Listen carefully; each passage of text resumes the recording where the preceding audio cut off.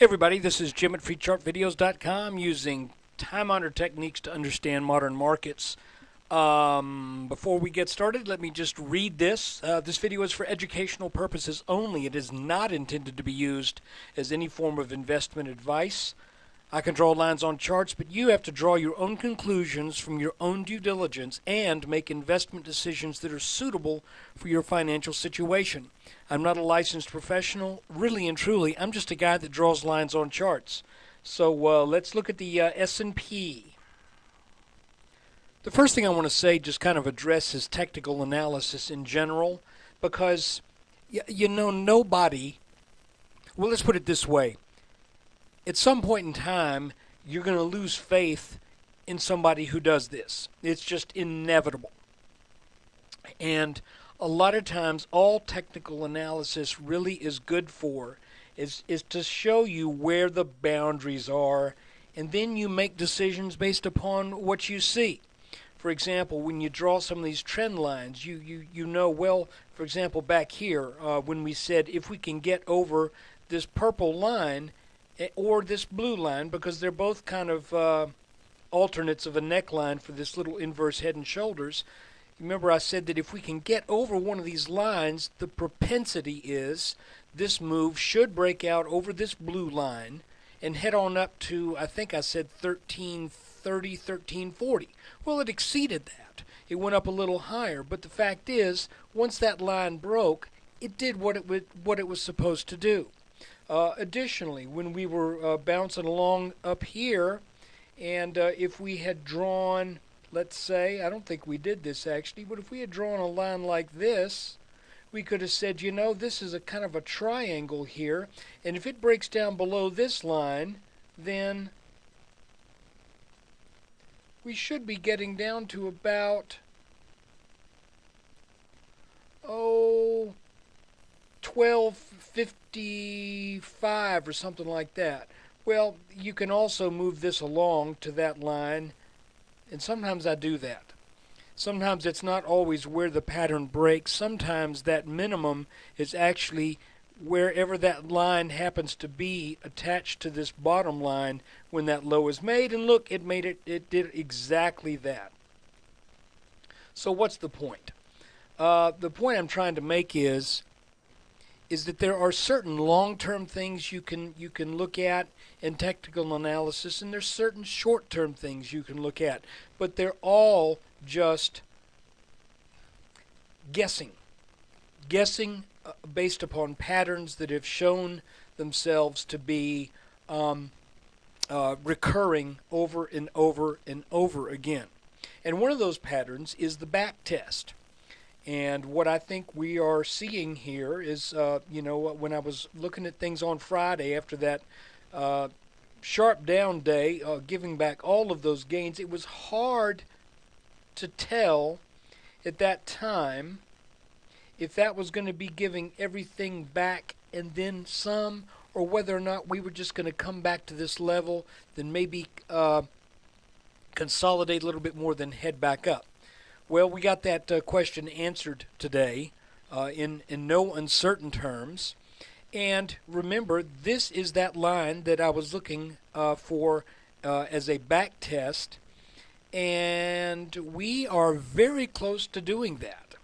As a matter of fact, close enough to where I went ahead and went long on an ETF, the 3X S&P ETF UPRO, and I've got to stop. So if we get down and we break down another 10 points or so from this level right here, then in other words, if we break this line, then we're probably going down a bit more.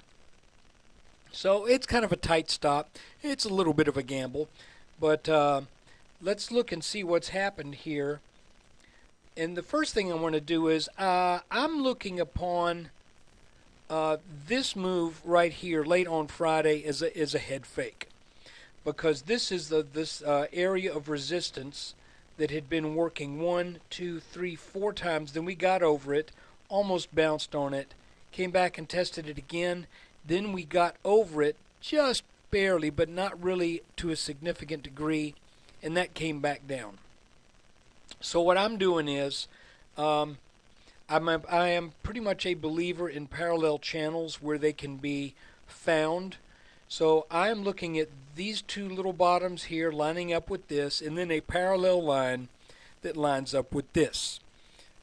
So that puts, if we start up here, that puts that kind of out of this little pattern, out of this channel, and that's the way I'm going to leave these lines for right now.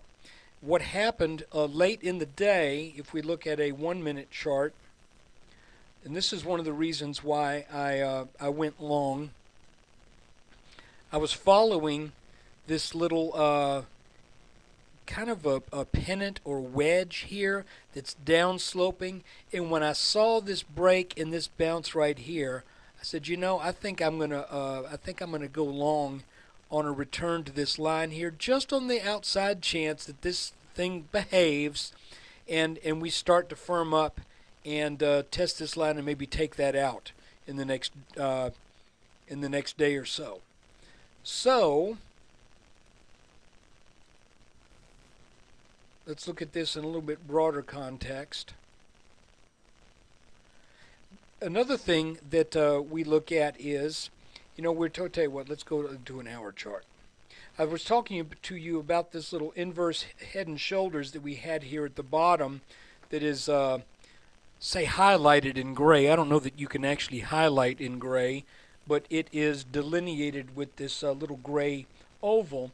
One of the things that that people say that there are a couple of rules for when do you go long on a head and shoulders pattern or an inverse head and shoulders pattern.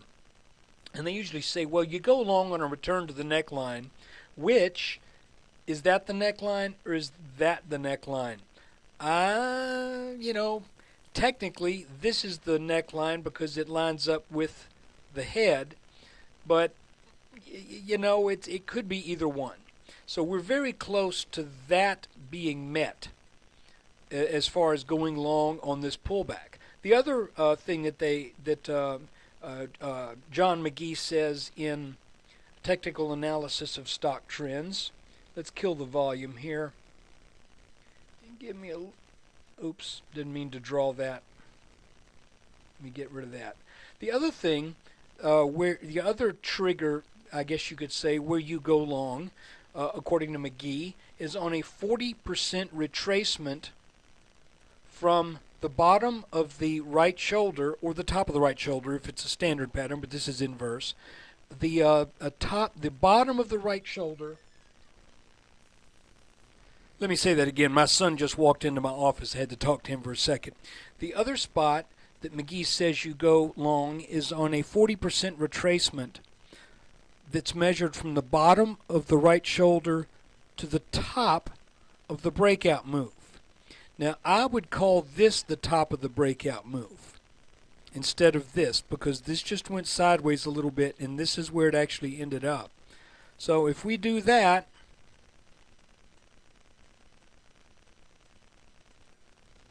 let's get it measured just right, we see that we are right at about the 40% mark on that pullback. So let's see what happens tomorrow.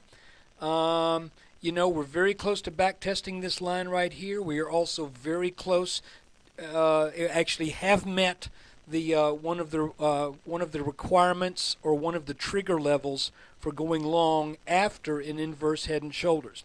Now, I need to let you know that one thing that makes this a little bit dicier, and again, let's go with this blue line right here as our neckline. One thing that makes this a little bit dicier is the fact that this pattern has already exceeded its target. So if this is a longer term kind of a reversal, then you know, this could be a good spot to buy in hopes that that the market firms up and heads well north from here. So you gotta kind of take everything into consideration. The other thing is we've got this, you know, we've kind of got this call it, I don't know if I want to call this a bull flag or what. It's a little bit of a strange form right here, but go to a 2 hour so that that line gets in the right place. But you can see clear resistance here, here, and here. And we're also coming back for a back test of this line. So we got a few things lining up that says this market should not trade much lower than it is right now. I think it could get down to 13.12, 13.13, but it could firm up right here.